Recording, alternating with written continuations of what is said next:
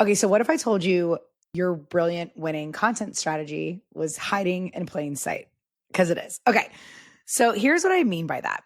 I did a reel on this probably about a year ago, and I want to start talking about it again because I don't know if I've talked about it on this podcast yet. If I have, again, marketing is repeating yourself over and over again, finding clever ways to repeat the same thing over and over and over again, right? So it doesn't hurt to hear it again. And if you're new here, hi, I'm so glad you're here. But first, I thought it would be fun to start out with a couple snippets from an email I got the other day from an amazing listener. And it just makes me so happy because, again, this podcast was only because a few people were like, I think you should start one. I'm like, who wants to hear my voice? First of all, I hate my voice. And second, the world doesn't need another marketing podcast. Like, does it actually need another marketing podcast? Does it need another podcast about content?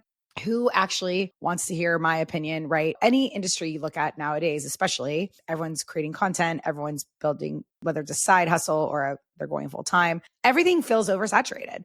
But it's so funny because if I were to ask any family member of mine, friend of mine, and mention other people in my field, they probably wouldn't know them from anything, right? We're so almost like when I like to say like, and I know I heard it somewhere, but you know, when you think of kids in middle school, elementary school, high school, that's their whole world. And that's why they get so upset about the drama and stuff. Cause like their world, like that is it. And it's the same as business owners. Like, this is our world. And like, there's so much stuff going on outside of our world that we don't even know. So I need to remind myself that just because there's thousands of people spreading the gospel of content creation, I'm still allowed to make a podcast about it. And I can't believe how well it's doing. And I can't believe I just got this email and I'll tell you what it said. And it just makes me so happy that I did start it. Cause again, I was like, I don't know, we'll see how it goes. Ooh. So it says, hi, Shannon. I just listened to this week's podcast and felt right there fired up with you. She found my email. So she goes on to say, I'm one of those silent listeners that you have helped for about a year and thought it was time I finally reached out to say thank you. I look forward to listening to your podcast. She says very kind words that just literally brought tears to my eyes. And then she goes, I started my account last September. So September 2024. So about a year. Yeah. She goes, I'm now at 126,000 followers. You guys, she's grown to 126,000 followers in a year. Can I say I'm jealous? I've been doing this a while. She goes, and sales of my product have been beyond that I could ever imagined. And then she goes on to say, it's all thanks to this podcast. I mean, I wish I could hug her so bad. I need to get on a flight to wherever she is and go hug her. The hooks that you inspire me to use always perform so well. Now I looked at her Instagram and she's right. Every single hook, I'm like, oh my gosh, yes, those are the ones I'm sharing. She goes, last fall, I went from 0 to 10,000 followers in 10 days. Goosebumps. I believe you gave the example, did I hear you were? And then I filled in the blank with something specific. And there it goes. It took off. So I shared that in a podcast this time last year. She goes, you mentioned changing lives in your episode. Truly changed mine. Oh my God. Jen, love you. So I obviously started following her. I can't wait to follow along with all the success she's having. And when I looked at it, I was like, I mean, she's doing everything I say, but here's the thing. Everything I say is based on the content strategy that is right in front of you. It's hiding in plain sight. And that's exactly what I said in a reel about a year ago. So in that reel, I share how a lot of what I do, the podcast here, what I share with you, the Reels Lab, where I actually share like more tailored hooks to their industry, right? And it's stuff that I see that's grabbing my attention, that's going viral, meaning if it's going viral, as long as it's going viral in a good way, it's going viral or performing really well because it's resonating with people. And I study those and I figure out how to tailor them to your niche. A lot of you, unfortunately, and again, if I'm trying to lose weight in my 40s and I find, weight loss who helps people in their 40s, I'm going to probably take their word for Bible. But what if it's someone who's actually not spreading good stuff? I'm sure there's people out there nodding in your head, right? Let's say I'm building a home and there's one home builder that's looking at the other home builder like, what are you talking about? That's going to be in every industry. So what I see a lot of people in my industry saying is stuff that I'm like, literally everything they're saying, I'm like, none of the successful brands are doing. And that's why it drives me crazy. I'm like, literally no one succeeding on Instagram right now is doing what they're saying. And if you just look at what the brands succeeding on Instagram are doing right now, there's your content strategy. There was a guy, I cannot remember his name because it was a while ago when I did this reel and I was rewatching it the other day and I didn't mention the guy's name. And I'm like, I'm kicking myself because I'm trying to remember who it was. But it was a gentleman who has skyrocketed on Instagram. And he literally said all he did was study brands that he's obsessed with. Not brands in his niche, brands he's obsessed with. So that's why, when I go to my Explore page, when I just scroll the Reels tab, I rarely see content from people in my own niche. Okay. Because I'm engaging with stuff I'm interested in. I'm engaging with food, North Carolina content. I see marketing content here and there, but mainly I'm seeing motherhood. I love interiors, things like that, right? So I'll see what's doing well for them. And I'll be like, okay, well, how can I use this for my Reels Lab students who are there's someone in the Reels Lab who literally they create cool balloon garlands, right? So I'm like, how can I use this for her? Or I'll find one for a hair salon owner who's also a coach. How can I adjust this for him? I look at what the people who are absolutely crushing it are doing. And some people that were crushing it 2 years ago aren't crushing it anymore. And if that's you and you're nodding, hello, welcome. I'm so glad you're here. Go look at what all the people killing it on Instagram are doing. And I know I'm talking about more than just Instagram today, because I've been having some fun success with TikTok. And just straight up, I literally use TikTok. Like if I put an Instagram story up, that's basically how I use TikTok. I'm like, oh, I put that on my story. I'm going to go throw it on TikTok. Way more off the cuff, way more random. I just use, again, TikTok as my playground. So please don't look at my TikTok and think, what is Shannon's strategy? I ain't got one over there. I literally just throw some things up. I'll get there eventually. Right now, I'm just kind of having fun over there. But with Instagram, what I'm doing is doubling down on what I see working right now. And when that stops working, we figure out what's working now.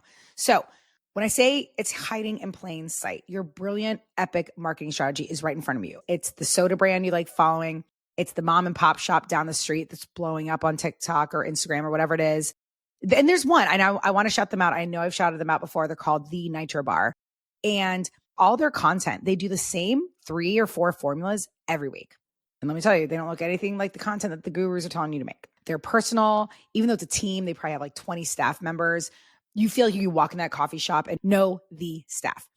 A lot of the content the owner creates looks like it's a creator outside of the coffee shop creating it about the coffee shop. And what I mean by that is, like, one she did was like propaganda I'm falling for. Flying to a random small town in Rhode Island and buying all their merch because you saw a TikTok about how good their whatever latte was.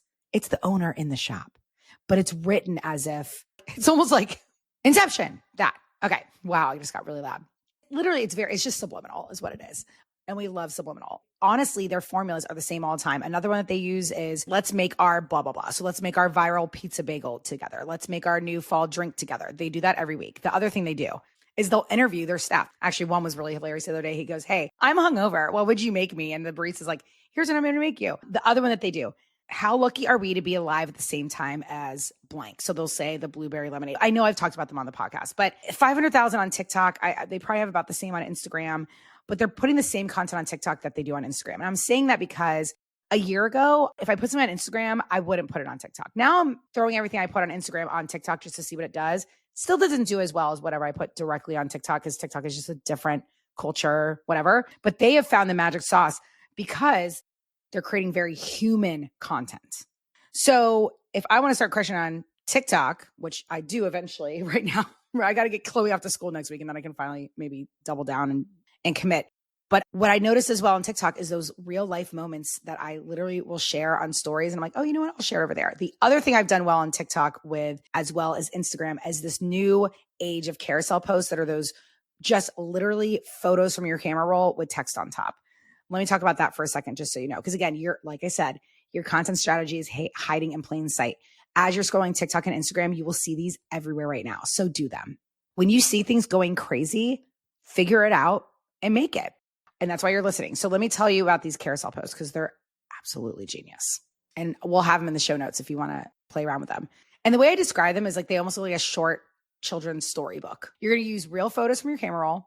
Sometimes these photos don't even have to make sense with the text. I'll tell you what I mean in a moment. It feels like a little story, or it just feels like some quick digestible tips and just clear text over that overlays the photo and looks like a page book. Again, they'll be in the show notes if you want to look at a few of them. I've done a few that actually did pretty well for me and brought in a good amount of followers. But I'm telling you right now, what is hiding in plain sight right now is less polished, more real time in the moment hooks that I know you guys are tired of me saying it, but with I, my, our, us, if you want to do the more plural route, like the Nitro Bar, they go, let's make our viral, blah, blah, blah. But it's a female or a male talking to the camera saying it. It feels human. What I would do for the office would be something like, what happens after you place an order with us with timestamps? And this is exactly what I mean. And it is in the show notes. This is actually one that I found on TikTok that was, I think, brilliantly done. It says time-stamped hosting day in my life. So you know right away, you're like, okay, if I have something coming up that I'm going to be hosting, like a party, I'm going to say this. Maybe you're hosting Thanksgiving, whatever it is. You're like, I'm going to say this. So I know. She's already giving authority with that hook. And the photo just shows a bunch of like platters and tape on them. So you're like, oh man, this girl knows what she's doing. You swipe. Slide 2. 6:30 a.m. Wake up after snoozing the alarm too many times. Adding a little personality in there. Slide 3, 7:03 a.m., empty the dishwasher, drying rack, and clean the kitchen. Slide 4, breakfast for the perfect angel baby, 7:38 a.m., shows the cats. So again, she's letting you in on her life. It's not just about the hosting. This is what we see going crazy. Personal. So let's say if it was The Office, right? It was like, Dwight takes your phone call and da da da da. And you could introduce the people in the office. People would love it. So that's a little thing about just the carousels and how they're different. I saw someone on Threads the other day or today. She was like, oh my God, I just spent all this time on a carousel and it like didn't. And I wrote her, I was like, look, I hope it's okay to take a look, but I took a look at your carousel. Here's some suggestions. Here's what's working right now. Other suggestions on these carousels. Because again, it's all hiding in plain sight. Another one, solo dates I love as an anxious, introverted girly by Cozy Corner. Kai. Slide 2. So remember how carousels, it was like slide 1, the hook, slide 2, a little intro, slide 3, get into it. Now it's like, just get into it. Again, there's no rules. You can still go, you can still use Canva, you can still whatever. But if you want to do what's working right now with what's hiding in plain sight, hop in here and do this. Slide 2 says coffee shop. This, a seasonal latte, a book, and pretending like the rest of the world doesn't exist. Slide 3. Long walk with my favorite playlist. Headphones on, da, da, da. And then she goes on to say all that. I know you're thinking, but Shannon, that's not business related. Here's what I would do if I was using it. Solo work dates, I love. As a social media strategist and mom of 2, something like that. Here's how a realtor used it. Ashley Burns in Franklin, Tennessee. The stuff Zillow won't tell you about moving to Franklin, Tennessee. Brilliant. Zillow is recognizable. The words Franklin, Tennessee is recognizable. You swipe to the second slide. There's a quote, how's the humidity? And then it has a breakdown. Slide 3, what about tornadoes? Has a breakdown. Slide 4, how, right? You can use this, and just like I said with The Office, you could do timestamps. That's such a fun way to do it. Another great example of this could be, let's say you're a lawyer and you're like, podcast every business owner should be looking at from someone who sends cease and desist for business owners. I don't know, make it fun. Slide 2, it's just a screenshot. You could use a simple photo from your camera roll, maybe you at your desk, with a screenshot of the podcast over it. And I'll give you an example in the show notes of just what that would look like.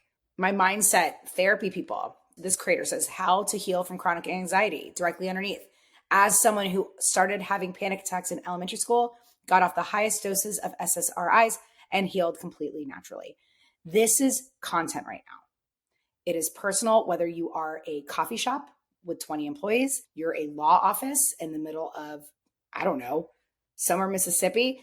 This is what it looks like. We want to know who you are. So again, it's all hiding in plain sight. And this is your exercise for today to wrap this all up. I want you to think of one thing that you recently purchased and one account that you recently followed. And I want you to sit with this and ask yourself why. What made you follow the person and what are they doing that got you to follow them? Even though maybe they're really good at what they do, it could be something with their personality, something with the content. What got you? What is it in their stories? So that's number 1. Number 2, what's a product you recently bought? What's the feeling attached to it? Was it a necessity? Was it because you had something coming up that you needed? Was it because it was luxury and it made you feel good? The more we study, and this is to drive it all home. This is the purpose of the episode. I wanted to end it on this. The more you study your own behaviors, your buying behaviors, your scrolling behaviors, what gets you to comment, what gets you to share, what gets you to save, what gets you to hit purchase, the better you'll become at creating content. Everything I'm sharing with you here or with my Reels Lab or in my mastermind with Emily or just in the DMs with someone is based on what I see working, not what worked 2 weeks ago, not what worked 5 years ago, what worked today, yesterday, and will work tomorrow. And that's why this podcast means so much to me, because I know there's so much information out there that is 6 months old, 1 year old, and it no longer works. So start observing what grabs your attention, what gets you to hit purchase, what is it? And before you compare yourself, know that this is only just an exercise to get in that mindset of like, okay, what's working right now? And guarantee it's a lot more human connection, emotional connection, storytelling, because again, we're going back to basics. So, but real quick, just what's hiding in plain sight for me right now is these really casual carousels. If your carousel stopped working, that's what to switch to. And the other one is obviously what just all the hooks that I share on Instagram all the time and on this podcast last week, the week previous, those are all still working. That is what's working right now. Those hooks that start with, this is the book that blah, blah, blah. This is the recipe. You know, you thought you found the best whatever until you found this. FOMO, curiosity, excitement, emotion. That's what's grabbing us and that's what's working. So take this week to really study intentionally as you're scrolling what grabs you, what excites you, what gets you to hit follow, link, all that stuff. And then second, think about something you bought recently. And if it is something like, well, Shannon, was olive oil and I need olive oil. Okay, but let's talk about that. I switch olive oils all the time. Could be the packaging's fun. Could be something's written on the bottle. Think about this stuff. You're here because you want to start thinking like a marketer. You don't want a quick shortcut because that doesn't work. We know that now. And that's what I'm here to help you do. I love you, friend. Mwah.